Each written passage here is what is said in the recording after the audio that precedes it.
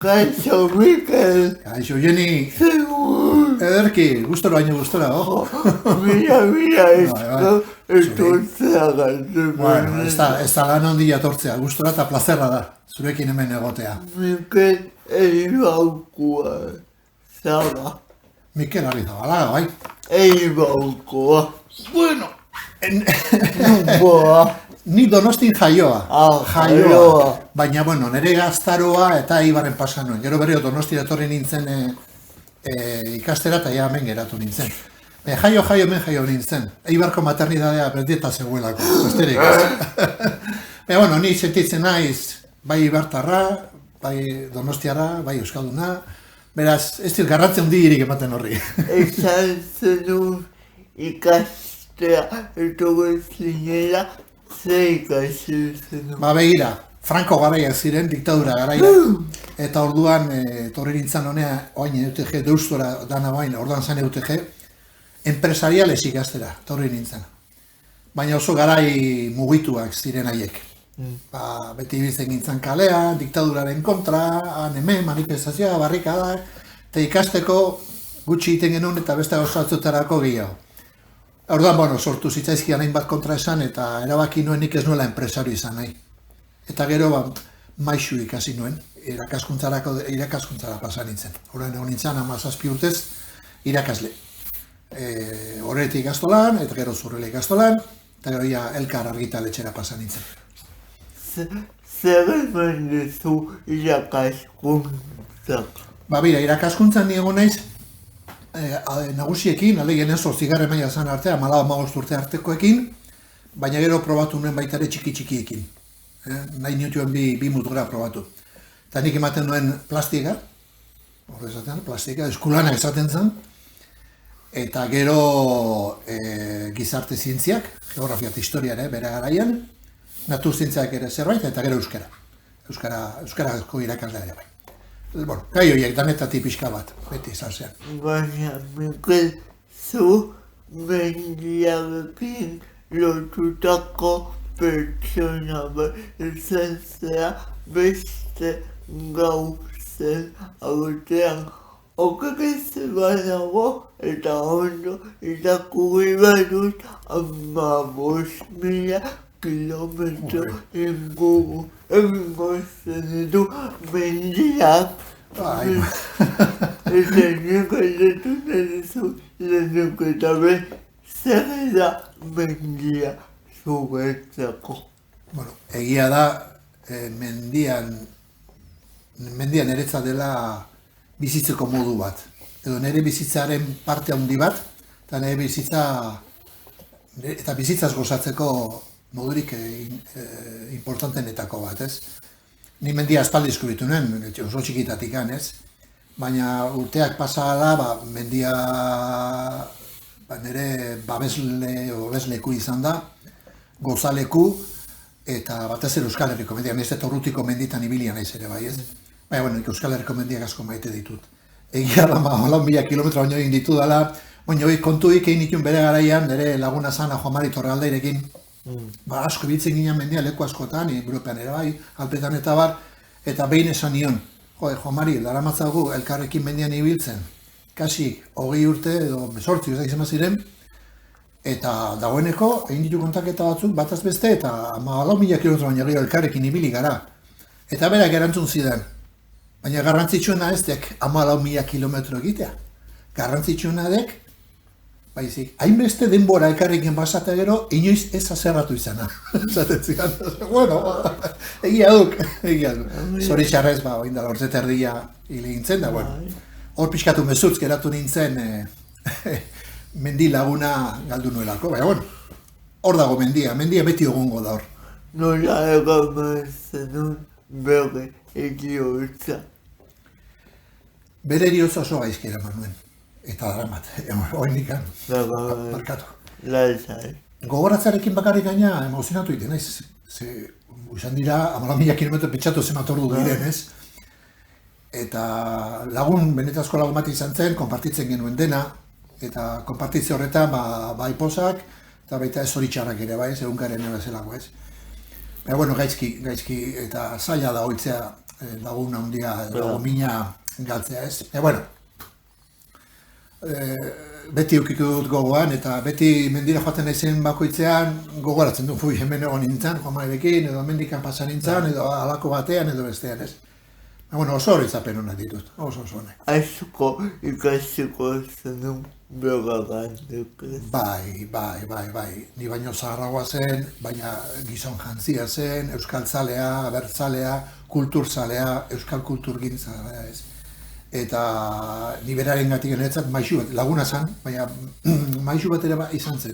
Berak gerturatu ninduen euskal mundura ez, lehendikan gerturatu negoen, baina euskal gintzaren mundura ez, euskal kulturaren barnera berak gehiago gerturatu ninduen, eta gehiago ezagutunen beraren bidez realitate batzuk, eta beste batzuk ere bai ez. Eta alde horretatik oso irakasle hona izan zen, lagun irakaslea esaten dana ez, erakutsi egin zien bidea, eta gero bide horretan, hainbat urteten manuen ja beste modu batez argitaletxean eta Elkar Fundazioan, ez? Zor diot hori ere berari. Gerturatzea euskal kulturaren munduran ahalik eta modu handienen. Irakaskuntzan zebiletzala jute zinen mendira, osea, zenuen mendiakiko lotura hori. Irakasle nintzela, banuen lotura hori, gerora lotura handiagoa izan da, ez? Baina, irakasle nintzela ikasleekin ere joaten ginen, nik asteburutan datzi ikasleak eta joaten ginen porai. Eta ikasketa bidaiak ere joaten ginen orduan jakara. Eta, igual, 50 ikasleekin ez, orduan 8. mailan ziren. Ikasketa bidea jakara, ez dakit zera, kexatu egiten ziren. Jakara joango gara, eta jakan ningo ditu plan desberdinak. Horietako, bai guztatzen diskotekara joatea, dantza egitera, ez dakit zer, hori dana egin izango dugu, baldin eta lehen da bitzi mendira joaten garen.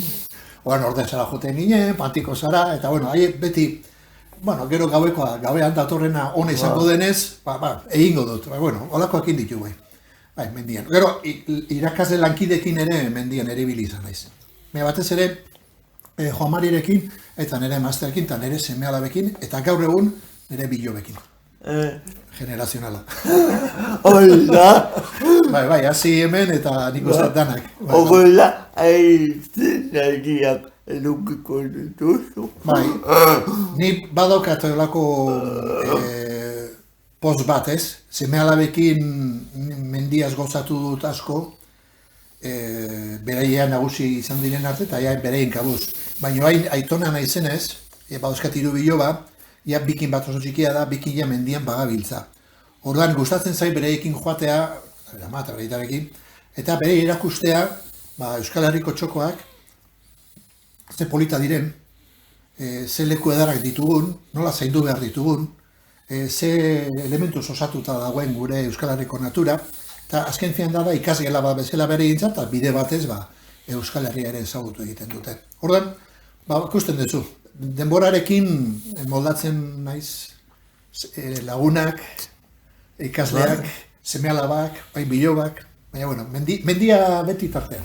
Mikel eta Euskaldunon egunkaria eta berriak egindako mendi artikulu guztiak pasada bat ez. Bai, 300 apiko dira.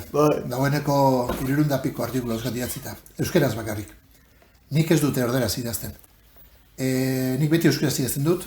Esan izan dieta izo, idatzi artikulu bat mendiari buruz, nik euskeraz idatziko dut artikulua, zuk erderaz argitaratu nahi balin baduzu, zuk egin itzulpena. Baina nik ez dut, nik nire ama hizkuntzatik idazten dut. Oan etzein niri erderaz idazten ateratzen. Baina bai, egia da artikulu asko. Asko dira, urte asko dira, 75 urte ditut, orduan. Tengoan Josu Iztuetaren bideo ikusi nuen, eta nire adinekoa da. Hor laguna gara, elkar ezagutzen dugu. Abentura zale porrokatua, beti denikan. Beste bat, Josu.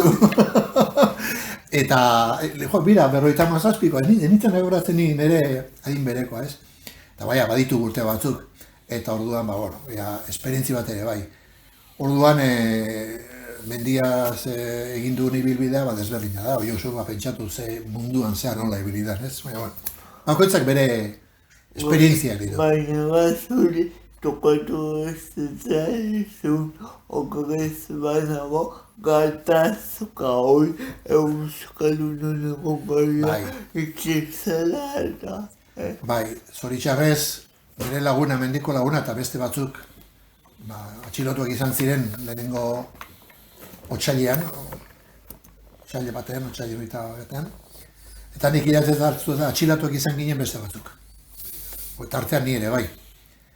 Ni beti izaten den bizitzan dauzka horretzapen txarrak edo markatzen dautenak eta ez dakit gainditzerik izango duan noizbait. Bueno, bat soldaduzkarena, ez dut ere soldaduzkari buruz hitz egiten, nire bizitzan urtebete kendu intziaten.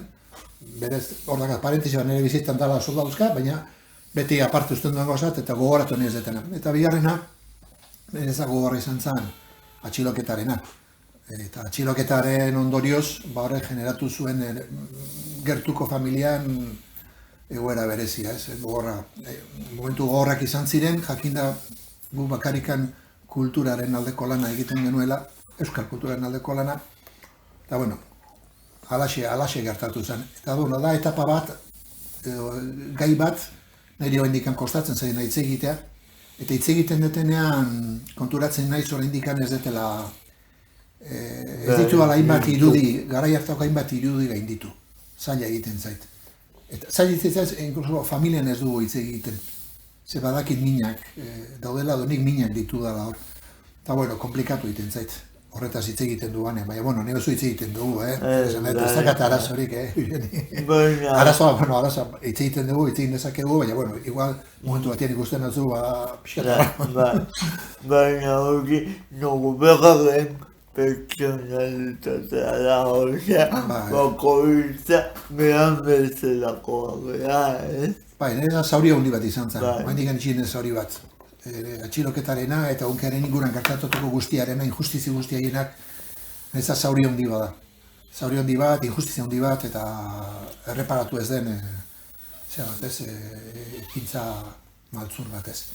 Baina, bueno, aurrera behiratu behar dugu, eta bain badauzkagu beste helburu batzuk, eta bizitzak aldioro helburu berriak markatzen ditu.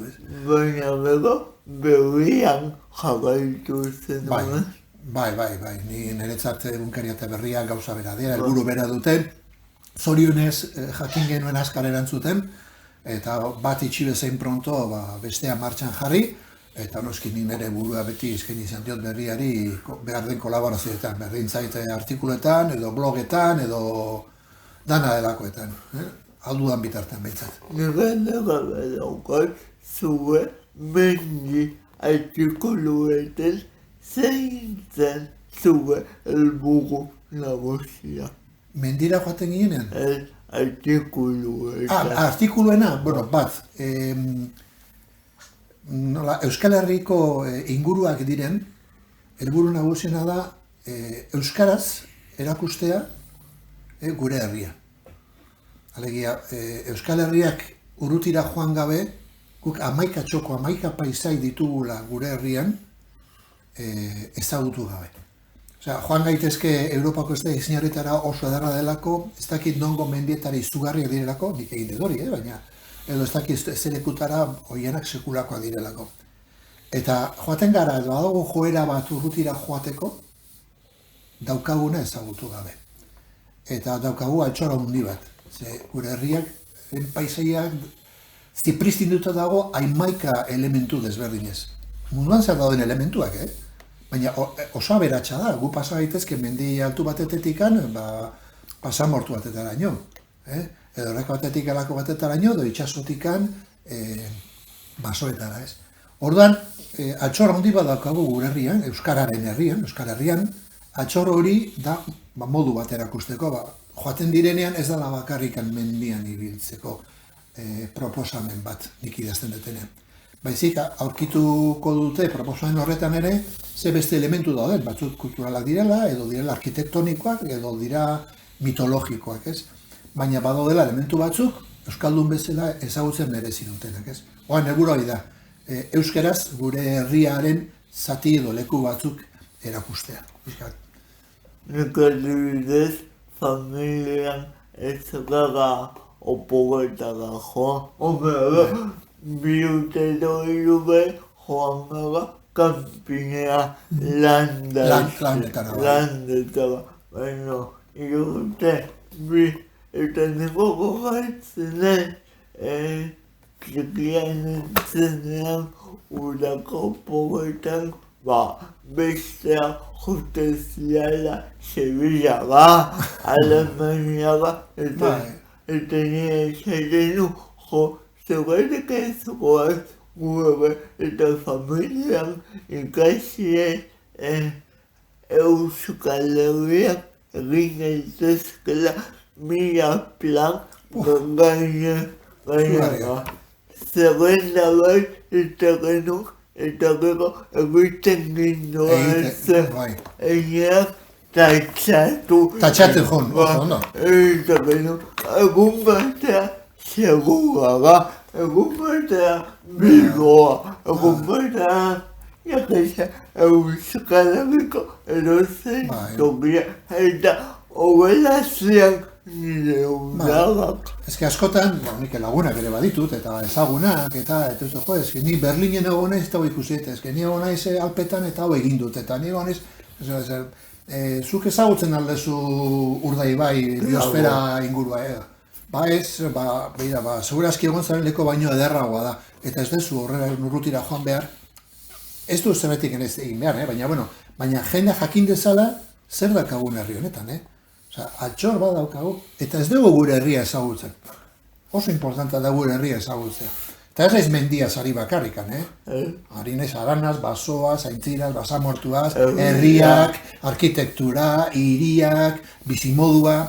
Eta nik uste dut, ni oraindik deskubritzeko leku asko eta ze asko. Eta hemengoak ere. Bai, zalantzarik gabe, Eugeni, baina hori nik uste dut, badagoela moda bat, benga, guatzen, ez da ignoraino, guatzen, benga, badirudi, ez dakigula bizitzen, urtero, 2 aldiz, oain pandemiarekin ez, baina, 2 aldiz urrutira joan gabe.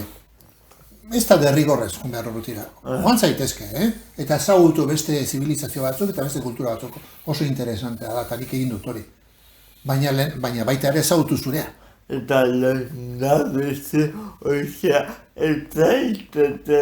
ez zaite jun edo noa munduko beste punta zure ingurua ezagutu gabe, jun behin ezagututa. Edo gutxienez, batera ezagutu.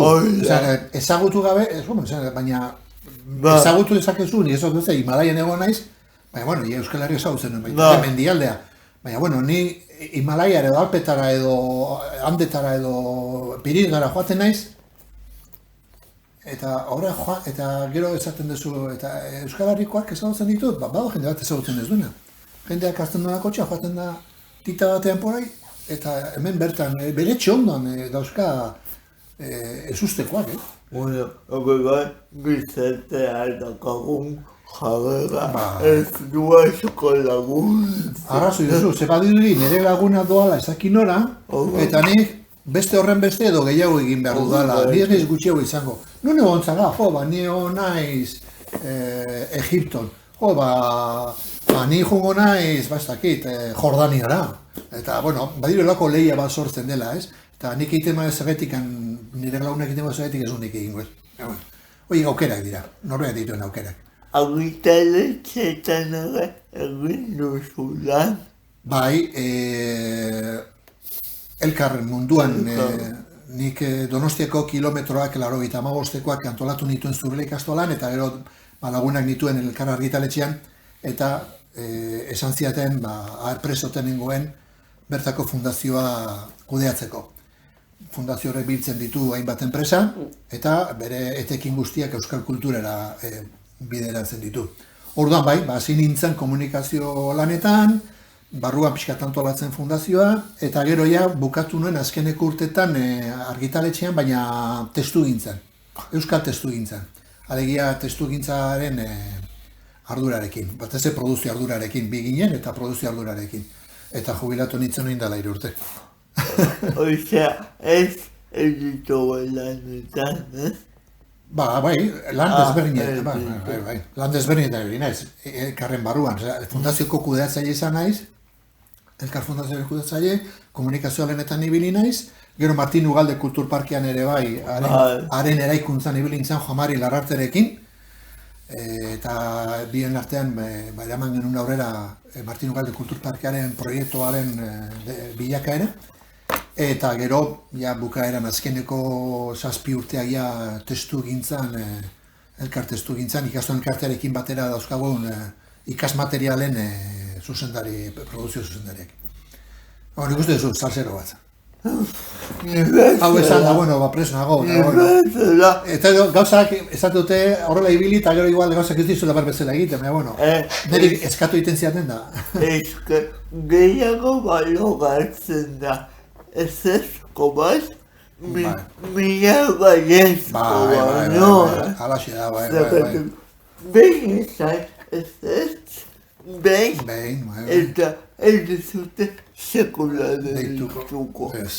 Bai, hori, gizartea alako xea da. Hori da, zante gainera nik ezautu ditut gizarte oso desberdinak. Eta ezautu ditut berberen edo, amazigan edo berberen gizartea ezagutu ditut, xerpen gizartea, tibetarren gizartea, arabiaren gizartea, eta oso desberdinak gara. Eta askotan egiten duzu horako autoerreflexio bat, zeu bizizaren gizartean nolakoa den, eta zu zer egiten duzun gizarte horretan, eta pixkat autokritiko baldin mazara gauza asko ditugu aldatzeko. Mikel, sariak ere, jaso dituzu. Sariak. Tabetean Pirenaika. Antxon bat ez. Bueno, Pirenaika, ni hasi nintzen idazten aspaldi, eta artikulu simplekin, eta eman ziaten sari bat, akzesik bat esaten dena. Gerora jarraitu nuen idazten artikulak, animatu nintzen, eta bizpairu sari Pirenaikan, ez? Berrian ere, artikuluetan ere bai, eta gero azkenan ere ilusio handi nahi diana da, Mendi Federazioak emandako Antxon Bandrez bizitzan egindako lanari edo bilakarari buruz emandako saria. Nire nahi sari zalea, ni lan zalea naiz. Idatzen honet idazten dut, baina ez dut idazten zerbaiten trukez.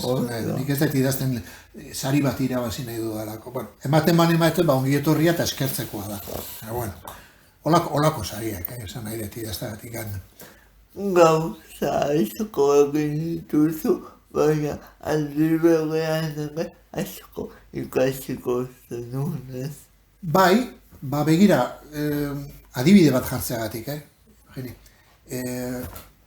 Noindela 11 urte egon nintzen Himalaian,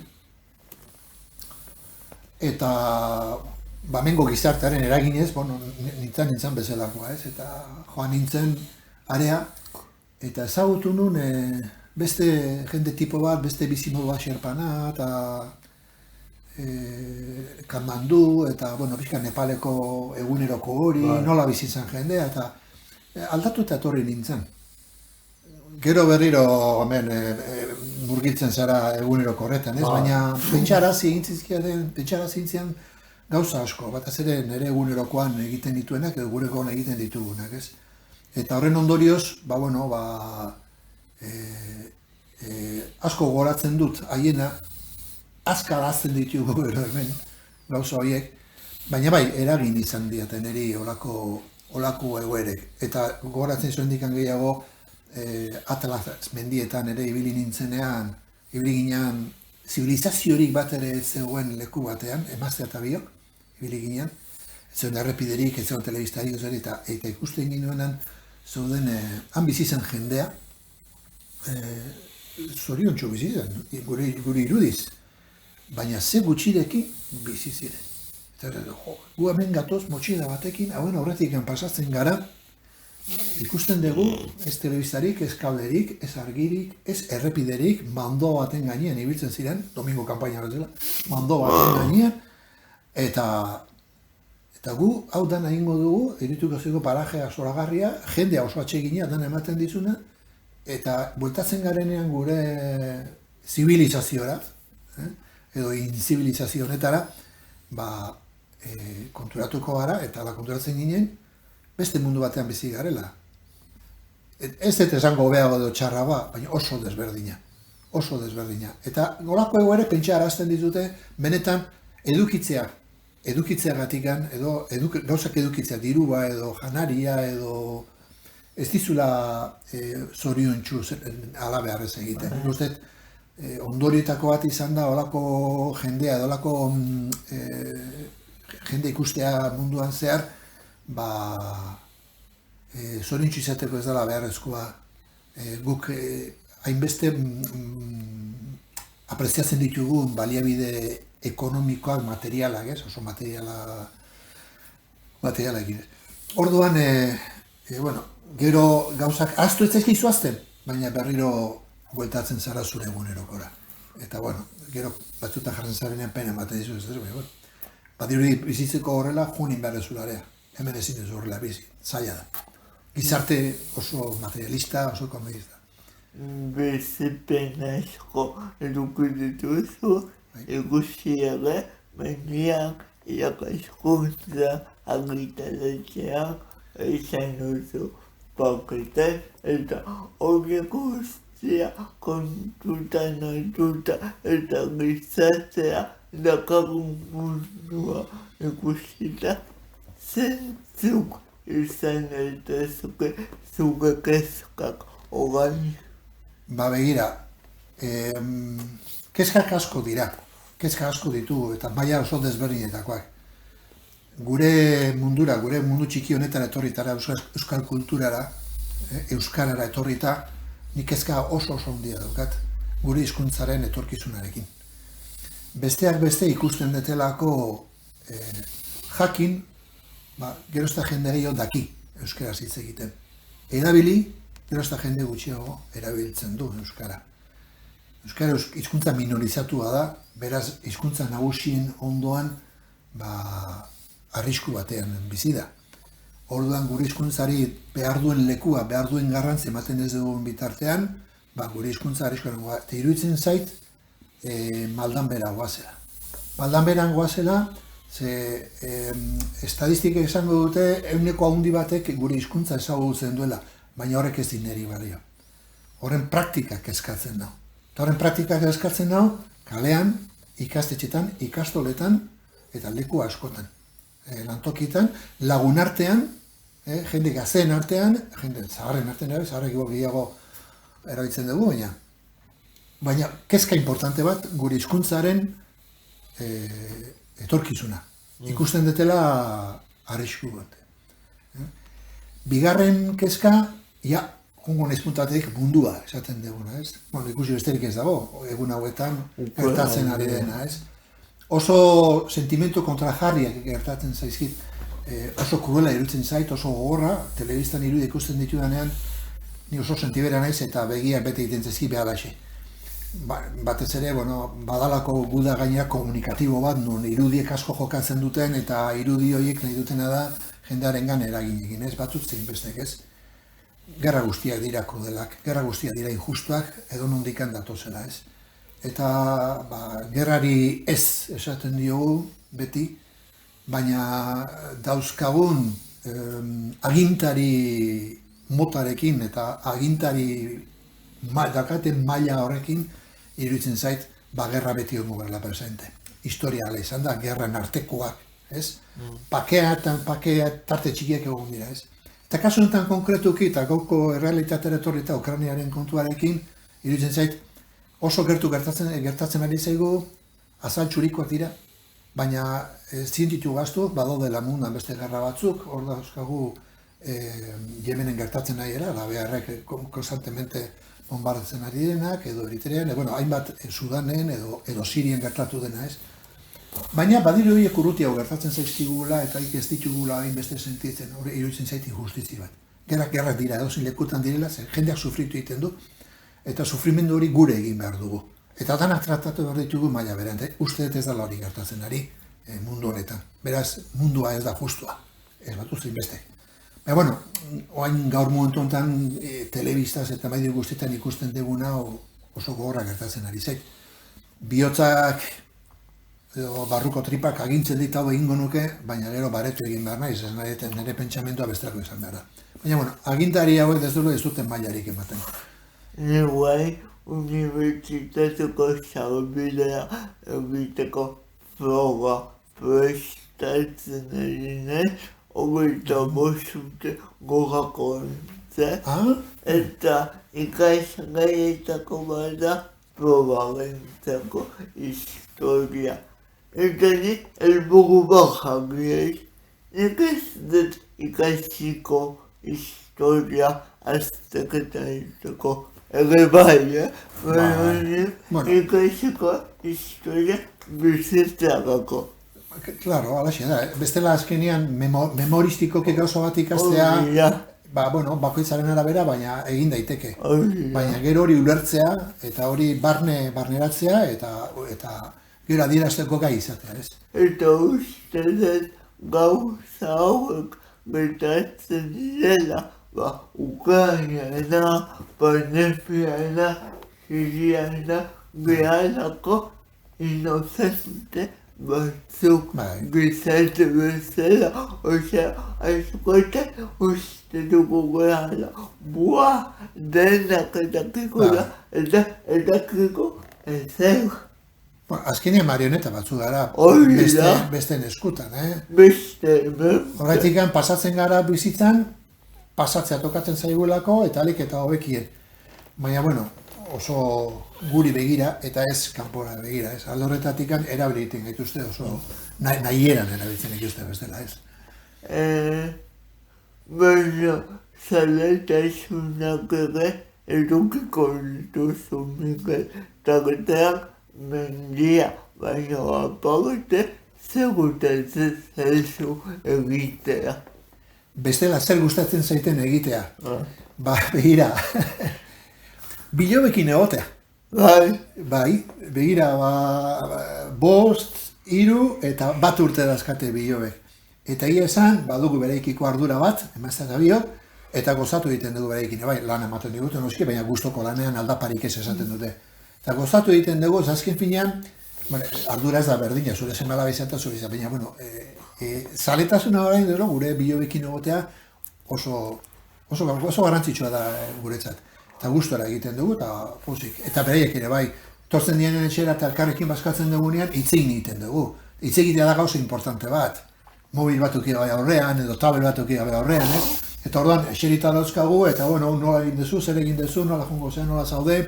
Esanet, harreman bat, bilobekin, oso gutxua. Hogei, hau bukatuta, beraien gana zoaz, ez?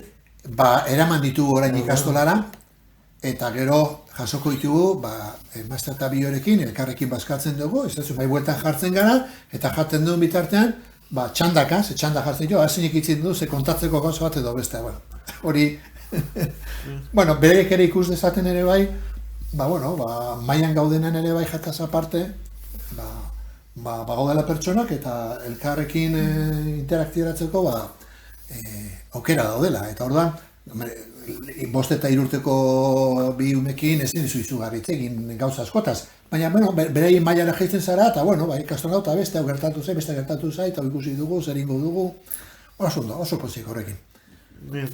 Mila eska, ertuztea bat. Gauzkatxo bat, ekarri zut opari xume eta txiki bat. Begira. Hauek dira, otoitz zapiak. Zuk ikusiko zenun Himalaiako mendi altuenetan jartzen dira banderola koloretako batzuk. Nian egon ez bitan, eta beti jartzen dituzten, alik eta mendirik altuenetan, tontxorretan, eta hemen idatzita ukitzen dituzte beraien otoitzak, budisten otoitzak. Eta zer irudikatzen dute mendi tontorretan hau jartzen dutenean. Berek esaten dute hau, mendi gainetan jartzen dugunean, hemen idatzita dauden beraien eskaerak otoitzak edo, haizeak zabaldu egiten dituela munduan zer. Kolore desberdinetako zea badira, eta zuk hemen gordetzeko horrela rekordo ezela, Himalaiako, Nepaleko otoitz zapiak edo deitzen dena. Zuretzat. Ez horregaitik, Eugeni. Bidaliko diego Musuan Bai. Una campaña. Bale, beste bat. Agur! Segi bizkolanak. Agur.